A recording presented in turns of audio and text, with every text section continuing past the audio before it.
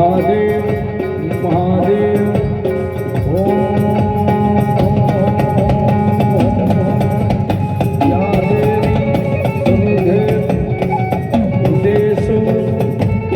શક્તિ રૂપે નમસ્તે નમસ્તે નમસ્તે નમો નમઃ.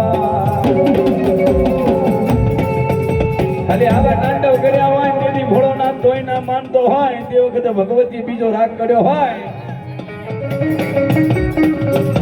તેથી આવો રાગ કર્યો તે વખતે ભગવતીએ બીજી વસ્તુ બનાવી. પેલી જે પાણીની જરૂર નથી, વગર પાણીએ પેદા થાય. બીજી વસ્તુ બનાવી જેને કહેવાય હરકાયા બાવર બનાયા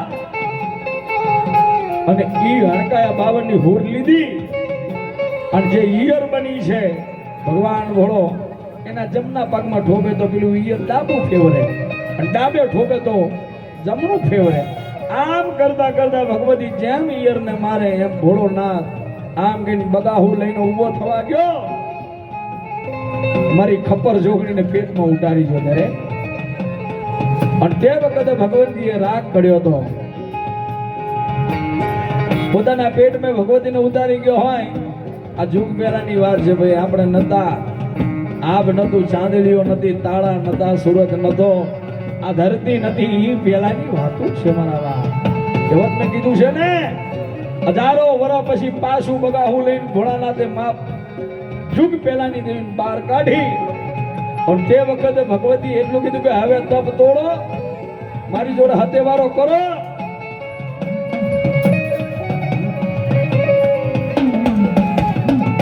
મારી કાબરા સંદરવાનો માતો હરી મારી હાથે ખાંડોરી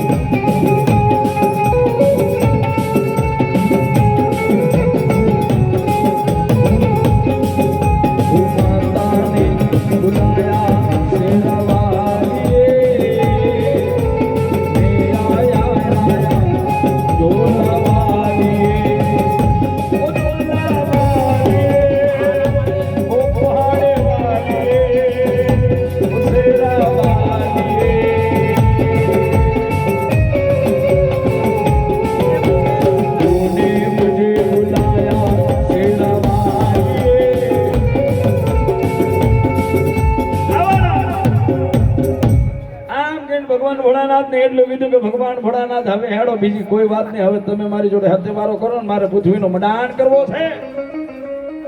અને એ વખતે પૃથ્વી માજવા માટે માટીની જરૂર હતી ભાઈ. તે વખતે ભગવતીએ પહેલી જો ત્રીજી વસ્તુ બનાવી તો કાસબો બનાવ્યો.